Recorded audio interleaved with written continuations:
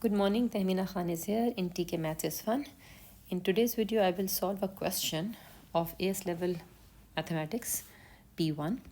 It is a combination of integration and differentiation. It's a past paper question. I could not trace the year. Somebody asked this question from me and I found it very interesting. So I thought, why not make a video on it. So let's have a discussion on it.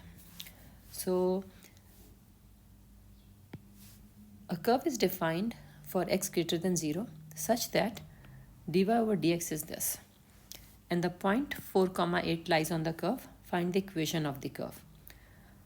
So this part I believe is very easy for most of the students. So let's go through it quickly. In my opinion, question part 2 is a little challenging, right? So let's see. Do you find it equally challenging or not? So when we have to find the equation of the curve from the gradient function, we integrate it, right? So we will integrate this, but before that I have changed the form. I have brought x power 2 in the numerator. Okay, now after that simple integration, which I believe you understand, and c is the arbitrary constant because it has no limit, so we'll find the value of c with the help of the given point to us on the curve, which is 4, 8. So this point is given to you and you will substitute it in place of x and y to find out the value of c, right? So once you will find the value of c, you will just plug it back here and get the equation of the curve, right? So let's see here. I'm doing it slowly one step so that you can also comprehend it. Okay, so now you have the equation of the curve. Now part 2. So part 2 of the question, I'm giving you few seconds to read it and make a mind map in your mind, okay, what you will do to solve it.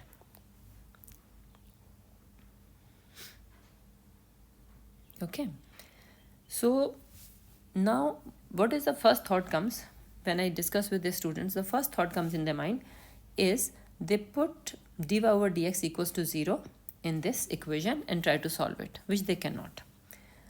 Now if you focus on the wording of the question, what it is saying, it is saying show that the gradient of the curve has a minimum value.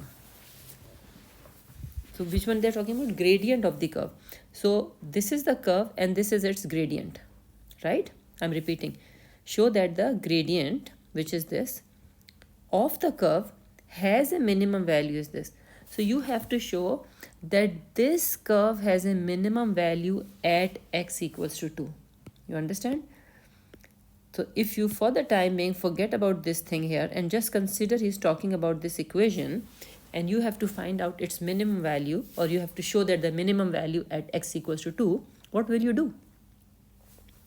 You are right. So you will simply differentiate this equation and put it equals to 0, right? So in this question, this actually confuses the students.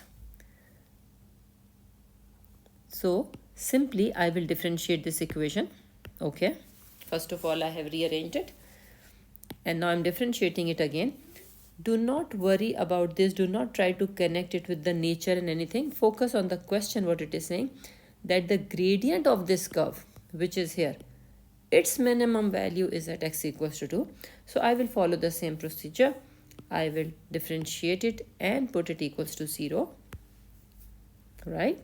And then I will get the value of x, right?